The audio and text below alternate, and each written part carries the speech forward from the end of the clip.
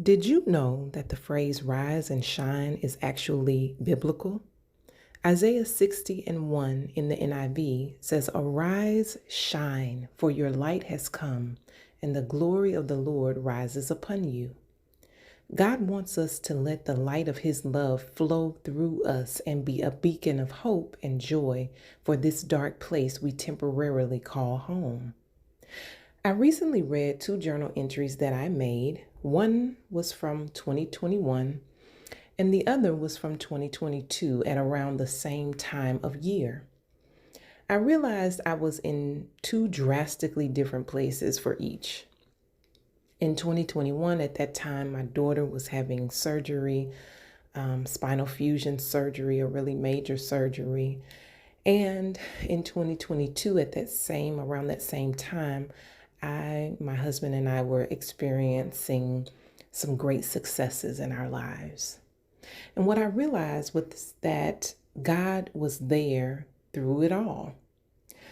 It reminded me of Philippians 4:11 through 13 in the NIV also, where it says, "I am not saying this because I am in need, for I have learned to be content whatever the circumstances. I know what it is to be in need, and I know what it is to have plenty. I have learned the secret of being content in any and every situation, whether well fed or hungry, whether living in plenty or in want. I can do all this through Him who gives me strength." There are times where we feel so low and discarded, but God comes and helps us out.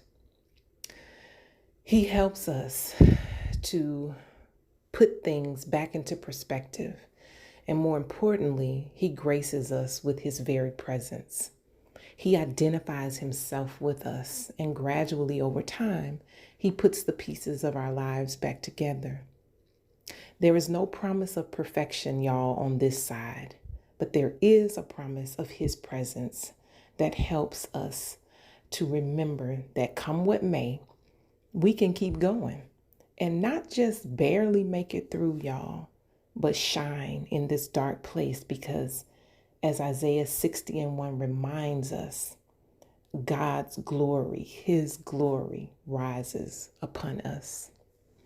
So, my prayer for you today is that you are basking in His glory, that even if you are experiencing tremendous hardships, as was my truth in 2023, there were always moments where I could look and see His hand on my life, even in those moments where I was so sick that I thought that I was going to slip into eternity. I still could feel His presence and I still could see Him moving in my life.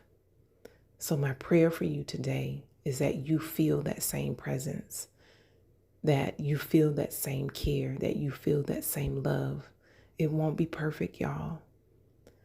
But with His presence, we will make it through this. And we will be able to allow His love to flow through us and shine to others who need Him, especially when they need Him most. I'm praying for you. I pray you have an amazing weekend. I love you. Talk to you soon.